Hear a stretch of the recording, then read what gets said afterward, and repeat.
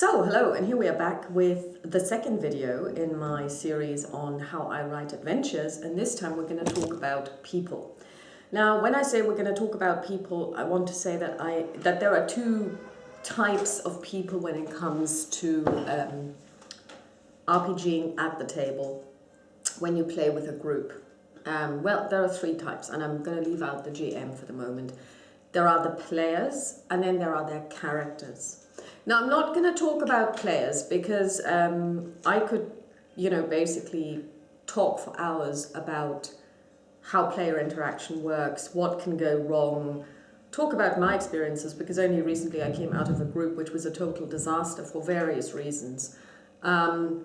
So in this video, I'm going to assume that you have a group of people that you already know and you want to play with, and they want to play with each other, but also they want to play with you, and they want to play in the world that you are going to set your adventure in. We can talk about player motivation and how to get players interested in another video, but now I just want to focus on characters. When I run games, I usually run two types of games. Either I run a game which is very short, it's not going to be a campaign. The characters may or may not progress from level to level, also depending on the kind of system I'm playing, but there is no intention on my part and on the part of the players to continue with the characters once the adventure is up. A typical example of this would be anything to do with Call of Cthulhu, because in Call of Cthulhu you usually do not play in a campaign because quite often player characters die or they go insane, and indefinitely insane, so they cannot be used any time after the adventure or after even their demise. I mean, I've had people die during gameplay. And then there are the characters that people create, which they also invest a lot of time in for a game that may last several sessions. It's not a one-shot, it may even be a campaign, or they may decide to take their character and move it to a different adventure in the same world. In the first instance, when I know that it's only going to be a one-shot or a very, very, I never managed, this is something that I'm unable to do, I can't run one-shots because I always run out of time. So even if it's supposed to be a one-shot, it usually takes me 6 to 8 hours. Also depending on my players, because once they start role-playing, usually everything goes out the window.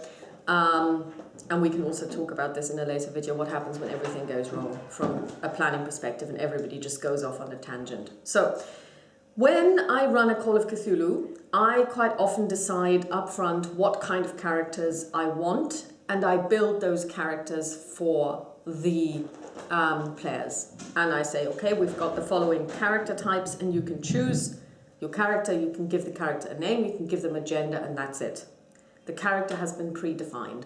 The reason is that when I run such a game, I usually already know what kind of characters will fit the theme, but also will fit the overall storyline from an ability perspective, because I want a group where everyone has different abilities. I don't want like 5 fighting mages or 6 tanks, because I want the group to be diverse, simply because otherwise it will be very difficult for me to ensure that every character and every player get their 5 minutes of fame per session and can really shine. If they can all do the same things, then it's going to be really difficult, and it will probably fall to the player who is the most active. Also, it's boring storytelling. So in this case, I would pre-make the characters and I would just hand them out. That's how I handled, for example, the Green Man story. I took the characters straight out of the book where I found the original adventure, because I thought that they were just hilarious, and I just gave them German names, and I said, okay, so here are your characters, and you can also add 40% percentage points to particular abilities that you think flesh out your character. And even in the Call of Cthulhu rulebook, they say when you build your character, don't think about the backstory too much, because the character is going to go insane or die anyway. And most of the character traits that you can invest money in or points in, you can also invest money in them by using your resources, are absolutely irrelevant to the game. So if you're playing Call of Cthulhu and somebody decides to play an a librarian, okay? They may speak Hindu and read Sanskrit and read hieratic and speak the relevant form of ancient Egyptian that is written in hieratic. Unless you actually go to Egypt or you go to India, this is completely irrelevant. It's just fluff for them, which they will never be able to use.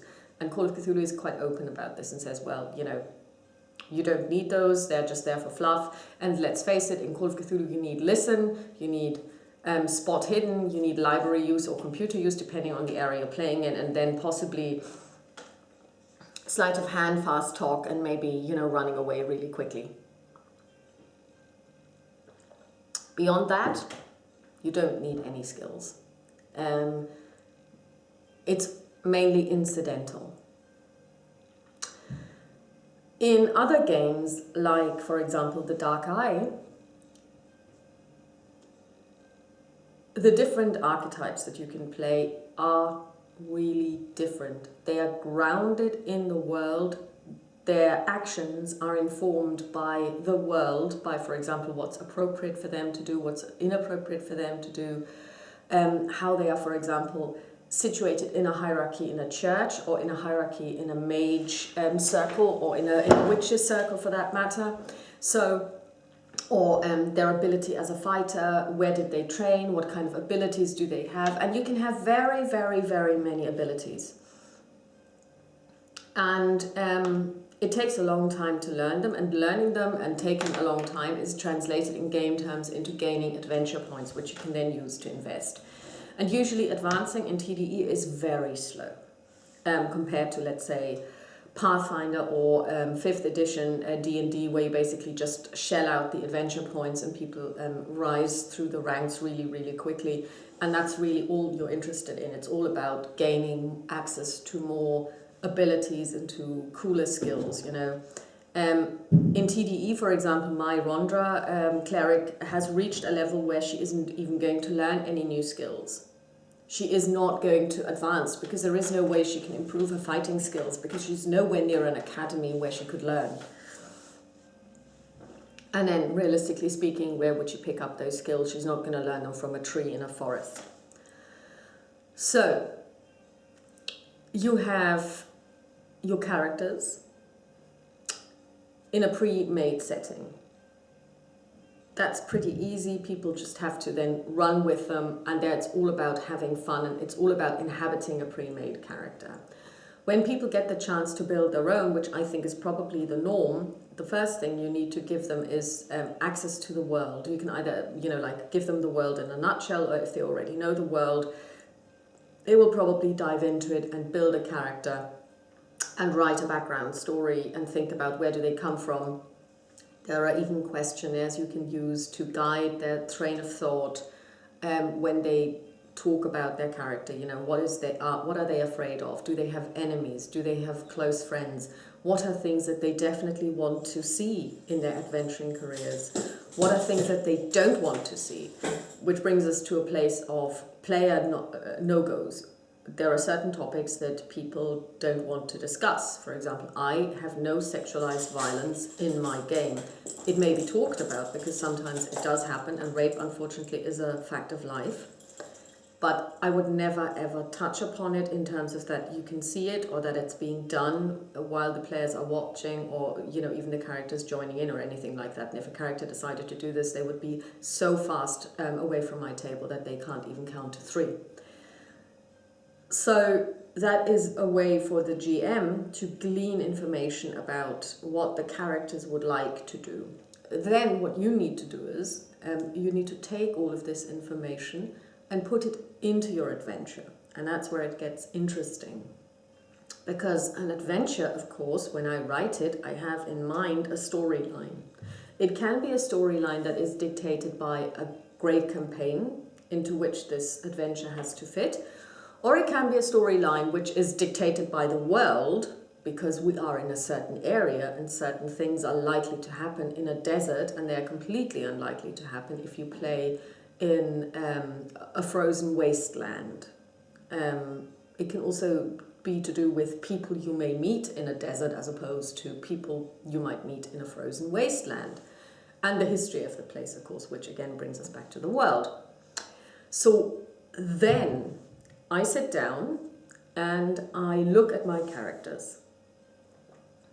And I look at their abilities, because that's very important. When somebody goes to the lengths of spending days, weeks building a character, writing a character backstory. I have people who write character backstories that are 20 pages long. And I read them and I go through them. I try to find anchor points where I can say, okay, so there is something that this character needs to do. How can I get this into my story? There is a skill that they have, and I know it's important to them because they speak about it in their background story. So, for example, I've got a character that has the ability to prophesy using reading the stars. That's what she does. So for me as a GM, it is now important to find ways in which she can use those abilities. It can be serendipity again when you're playing a campaign or a very long adventure that the writers have thought about different types of characters and how they could get involved in the story. But somebody who writes an adventure for publishing writes, first of all, not for a group of players, but they only write for the GM, because the GM is the person who's going to read the material. He may not buy it, it may be the players that gift it to the GM, but the players more often than not will not read it at all, or maybe only after the adventure is over. If they decide to run it themselves, if they really enjoyed it, or if they want to kind of like do a post-read and kind of go, okay, yeah, so that's what we could also have done, this is what the GM skipped, or this is how the GM ran a certain scenario or scene in the adventure. And, of course, when they write for publishing, they write for a generic group, which can lead to weird things. I remember once hearing an author for the old style TDE say, we were told you're writing for males between 14 and 18. And it shows. Diversity, you know, in the 80s nobody cared about, but even the fact that there are people who are female was completely ignored. You know, and we have chainmail bikinis because the audience is, and that's the same across all areas. Like we're talking D&D and Pathfinder as well, because that's what the target group wants. They want to see scantily clad or even naked women. So we'll just push them in their faces, and they didn't think that women would play this. And I personally sometimes look at art, even more recent art, like in Anima Beyond Fantasy, and I take exception to that art because I think it's totally unacceptable the way females are depicted. So you get this information, you're writing for this particular target audience, and when you know the world, you also have to think about what is the usual group of adventurers going to consist of. Usually you have somebody who will fight, usually you have somebody who will be able to do magic. Then, depending on the magic system that you have, the type of magic that they will be able to do may be very, very, very different. I mean, there are people who can do detection magic, people who do fighting magic, people who do healing magic, people who do demonology, which is kind of on, you know, on the fringes in TDE, but it's still possible. Some are elementarists. You can't, as a professional author, cover all of these, because then you might have a witch, then you might have, and there are different types of witches, then there are male witches, the so-called warlocks, then you have thieves, then you have courtesans, you have prostitutes. That's something you can play. You've got different types of clerics you can play. You can play the cleric of the goddess Raya, who's the goddess of sex and sensuality. Yeah, that's going to be interesting when she goes to the frozen wastes, because what is she going to do there? So they have to concentrate on kind of like a mainstream group, which is also why they say, when you take one of those TDE adventures, this is especially relevant or especially targeted towards these types of heroes. And they also usually say, and we exclude the following types of heroes because they don't fit the setting or the storyline. And that's important, because if you don't take this into consideration, you might end up with really motivated characters and motivated players, but there is no way they can fit into the story, because there is no way that they can use their abilities and use their backgrounds and bring their unique traits to bear upon the story. And they will feel underutilized and they will get bored. And that is a very real problem. So you, if you write your own, don't have this problem, because you know your players and you know their characters. Because either you made them yourself, because they're pre-mades, or because you have read their backgrounds. And then what I do is I sit down and I kind of go, okay, so this person is on a quest for justice and they serve the following gods. Is there a way that I can bring this in? Could I, for example, give them an artifact of their god that they could use to further their own quest for justice? Could I make this a side quest that the whole group joins in? So, for example, in my latest campaign called Die Sieben Gezeichneten, also known as the Borbred campaign, it's the best, in my opinion, and most thoroughly thought out and constructed campaign in, I would say, probably all of role-playing history. It's the most diverse and the longest and the most intricate and the most world-changing of campaigns, actually. There are accusations of railroading, but we can talk about railroading in another video. So essentially, I've got this person who says, I'm a dwarf, and I'm somebody who has had this story told to them by their grandparents, that, you know, the great grandfather delved really deeply and he found a lot of treasure there, but unfortunately they've lost the map. Well, you know, that's the long story cut short. And so he basically knows the city or the town where this was happening, and he decides to look for the treasure, and all of his family kind of disown him, and they kind of go, yeah, well, you know, stop doing that, that's ridiculous, you know, it's just make believe, it was never true. But he keeps doing it, he keeps doing it, he keeps doing it, he keeps doing it. The problem is the city itself is set upon sulfurous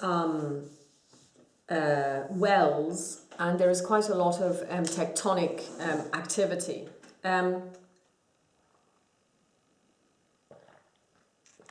And the smell of rotten eggs permeates the whole town. So it's a very evocative setting. And in a certain year, there is a huge earthquake, and large parts of the city get destroyed, which is terrible. People die. So 6 years later, the temple to the highest god in the area has been partly rebuilt.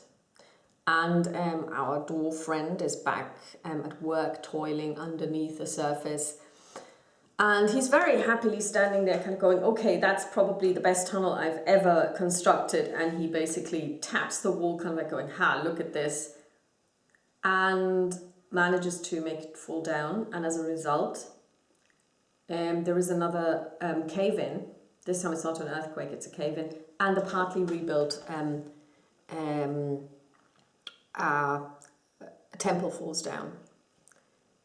Also, he thinks, he's not sure. I mean, I don't even know if it is actually going to turn out that it's his fault, but he kind of connects the two. So he runs away and he totally thinks it's his fault. So he basically takes his belongings and he walks away. But as a result, in the real story, in the world of this temple falling down, because that's a real event that happened in the history of the fictitious world, the local lord decided that it was witches, and he basically goes around on a huge witch hunt and kills hundreds of them. So basically now the dwarf hears about this and he feels terribly guilty because he knows the witches had nothing to do with it, because he knows it was him that made the tunnel that then collapsed and led to the cave-in, which made the temple fall down.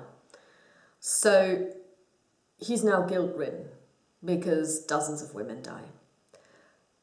He now is going to join a party where we actually have a witch, and the witch will know about this because in witches' circles stuff gets talked about. So then you have this dynamic in there between them. That's nothing that I need to generate. I just gave him the idea, oh well, then in that case that's going to be, interesting, because you feel guilty towards all witches because you caused, or you think you caused, the death of hundreds or dozens of witches and of her sisters. So that's an internal dynamic that basically came to me, this idea, because he told me this is what happens. I look at the history. This is what the history books about this region tell me happened after the destruction of the temple. And then you can fuse it together. And at some point, I will probably make this a plot point where I will put these two in a situation where they will need to talk this out. So this is how I take their motivations or their story to bring in an added layer that is set on the foundation layer, which is the campaign, on which is set the actual adventure that we're playing, because the campaign consists of, I think, 15 or so adventures, so basically it's layered on top. And then, of course, the abilities. With somebody who is a witch, they can usually fly, so I have to find a way to make sure that I can bring this in without breaking the story, because if you have a character that can fly, that can actually break the story if you're not careful. But it can also enhance the story in very many ways. Then we've got somebody, well, the dwarf is a digger, he's a sapper, so he's a sapper, so that's going to be very interesting. Is there a way I can bring this in? I've got some ideas, but I also think that once I put him in a certain situation, he may come up with ideas and I can take it from there, and then we can see what develops. We also have two fighters, so I need to give them something to fight. I need to put in fighting scenes, otherwise their skills will be completely useless. At the same time, when these two fight, the other people need to be involved in some way as well, and we've got at least two who are absolutely non-fighters. They can't do anything, so I will have to give them something to do.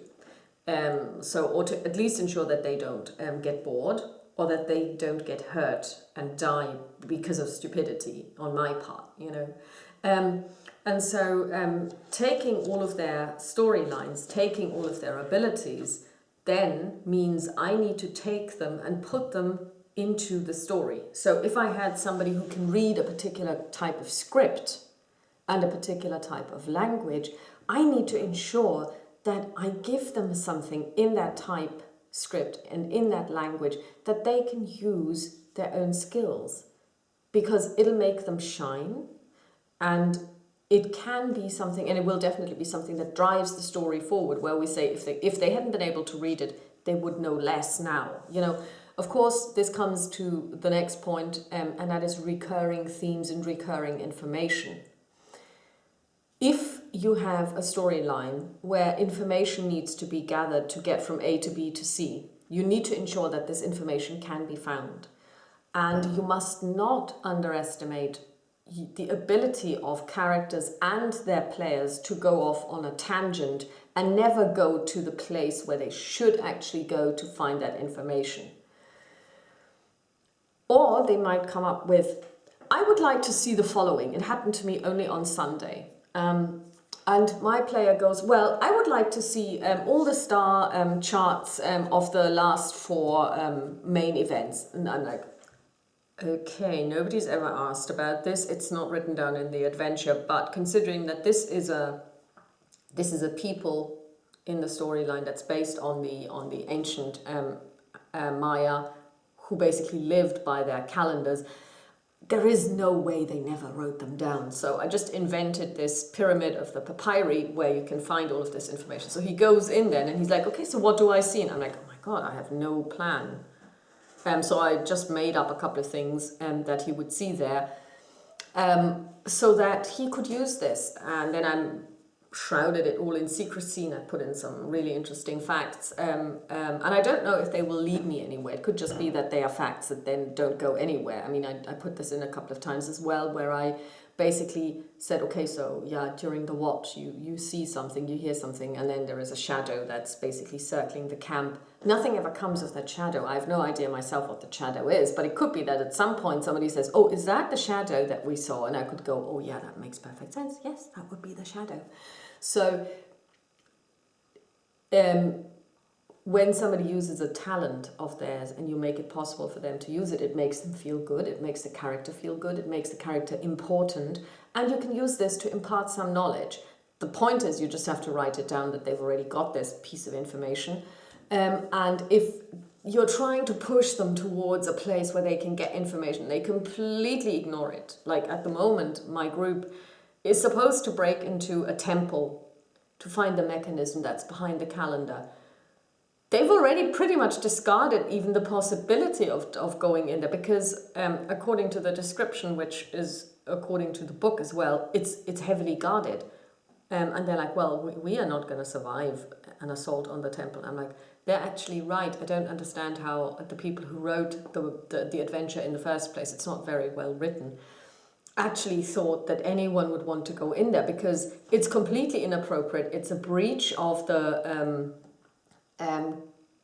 guest friend rules because they are guests of a city-state somewhere in the southern jungle. It's religiously inappropriate, so that it's inappropriate on so many levels, plus they don't have the skills, they're not going to do it. So if the only way that they can get this information is through going into this temple, they're not going to find it. So I have to find another way to impart this information in them and give them this piece of the puzzle that they need to understand what's going on. So, and you can't plan for this. You simply can't, because you don't know what your characters and their players are going to do. So when I then build the story, I take the adventure and I have the points that I need to hit. I don't like playing time-sensitive adventures because I do like to take my time and I do like people to basically explore. And if nothing happens for a whole session because people are just role-playing and talking about and playing their characters, then that's fine by me. I've got the patience of a saint when it comes to this. So, and I also want players to be able to do this. So I don't like time-boxed approaches, although sometimes you have to have time-boxed approaches. And I find it really hard to run those, so I really need to discipline myself. But once I've got the story and the high points that I need to hit, and possibly an order in which to hit them, if appropriate, if it's kind of like a chain of events or a chain of information, it might be along a travel route, in which case, of course, it is kind of linear. Or you could have the approach that they're sitting in the middle of a spider's web, and then they can go off in very many directions, and it really doesn't matter in what order they go down each of the threads, as long as they get to certain points. And then also see, as we are, and I actually like the idea of the web, as we are traversing the web, what kind of strands do they spin themselves and add to the fabric? And how can I use this, for example, as a shortcut? To kind of reward them, and instead of going the long way around, I'm just saying, oh yeah, and actually what you find is this. Or add more information, or kind of go, okay, so that's something that they would have found at a very later stage. But now they've made a really interesting mental connection, which is actually true and it's logical, so I'm just going to give it to them now. And I just need to find a device by which I can impart this knowledge. And that's basically how I do it. I do sit down and I draw diagrams as well. So when I create a storyline, I create my NPCs, so I usually take them from the books as well, because every decent adventure comes with NPCs. Sometimes I will add new ones, sometimes I will actually replace them, because it's very important that just because somebody's an NPC named John Doe doesn't mean you need to have a man named John Doe who is the NPC. It could be somebody from a character's past. It could be somebody that the characters have already met. It could be foreshadowing to bring in someone that they will later meet again. It is just important that they are alive. And by being alive, I mean that they have to come to life. And that's not just, being a voice actor and, acting a character. That helps. And if you're talented, that's super. But I would also go so far as to say just because somebody can speak in funny voices doesn't mean he can make good NPCs. That's, I'll just leave this hanging here. The main thing is that the NPC, again, needs to fit the world. They need to act appropriately. They need to behave as a person of this rank, of this background, of this gender, of this situation and state and station would act. And if they don't act like this, then it has to have meaning. And I, as the player of this NPC, need to be aware of this. I need to be aware of the nuances. And if I want to impart that this person is somehow weird, I may be doing things that are weird. This only works, of course, if the other players at the table understand the world and know the background, but the players that I play with do. So when I do something, and it may even be called out at the table going, yeah, but he wouldn't really do that. That it happened to me that I'd said something, so I said, yeah, but that hasn't happened yet. And I was like, really? And it's like, no, that doesn't happen until 5 years from now. I was like, oh my God, okay, so let's pretend this never happened and we're talking about something else.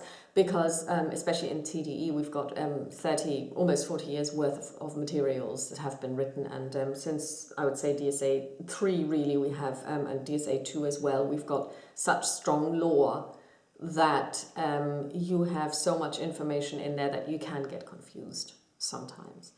So, in a nutshell, we build everything on the world. On top of the world, the next layer is the campaign, if you play one. On that layer, we put the adventure. And then we take every person's character's storyline, the key points, their character traits, their abilities, and then we construct scenes around them that fit in with the world, the campaign, and the storyline of the adventure, and that make each character unique and shine. Each character, at least I try to have one scene in each session. Doesn't always work, where the character can shine. In one of my campaigns, I've got a magician and he's not been able to do much. Magic hasn't really been important, and I really felt for him. But in the last session, for example, he turned himself into a little ferret and he raced up a mountain and he did the reconnaissance for the group. And it was really important and it was a great idea. So he came up with this idea and he said, well, I've got this ability that I can turn myself into small animals, so blah, blah, blah, blah, blah. And I said, well, that's a very good idea. Think about it. And he came up with a couple of ideas between games and then we ran with it. And I believe it was a very, very successful storyline for him. And it helped the group because now the group knows what's up there. So, and it was great. So, and we could build a nice story around it because he's a ferret, so he would normally hunt mice. And, so basically I say, okay, well now, there's a mouse over there. Check, do you follow it? Because he kind of does become the animal. The animalistic side is very strong in a mage of that level. You have to have learned and studied transmutation for a very long time in order to completely stay human, but just in the shape and form of the animal. And he basically managed to avoid chasing the mice. But then the second time round, he actually failed a willpower check, as it were, and he became afraid and he raced down again because he was confronted with orcs and he began to be afraid because, of course, ferrets are afraid of huge predators. And And it was just a really fun episode. It drove the story forward. It really impressed the other characters because they could see his abilities for the first time. And it was just really enjoyable. And so we need to bring in everyone's stories. And that's, I think, where good role-playing then happens. When everyone knows their place in the group, and I'm not saying know your place, but knows that they are uniquely relevant to the group. And that if one of them isn't there, or if one of them were to die, that would leave a gap and a void that cannot be easily refilled. Unlike, of course, in Call of Cthulhu, where, for example, I usually have some spare characters at hand. If somebody went insane or if somebody died, I could give them this and go, okay, well, here's your new character. Just so that play can continue, because, of course, the player doesn't necessarily want to leave just because his character dies. So that's players and their characters, or rather characters in an adventure, and how I deal with them. I will probably do an English video for my campaign, like I did the German videos for Frostklirren. To basically also show you how I use the diagram method and things like that to give you an overview of that. I think I will also continue probably with a video on player motivation and what I think about it, because I've got my own ideas on this. It's going to be a very short video because there isn't that much to say from my point of view. And I will also address sandboxing versus threading. I don't want to use the word railroading because I think it's a misnomer. So that's all from me for today. We've got another lovely sunny day coming up, and I'm going to have an eye test in about an hour, and hopefully I'm going to get new glasses because, as you can see, I'm not wearing glasses today. Talk to you soon. Bye-bye.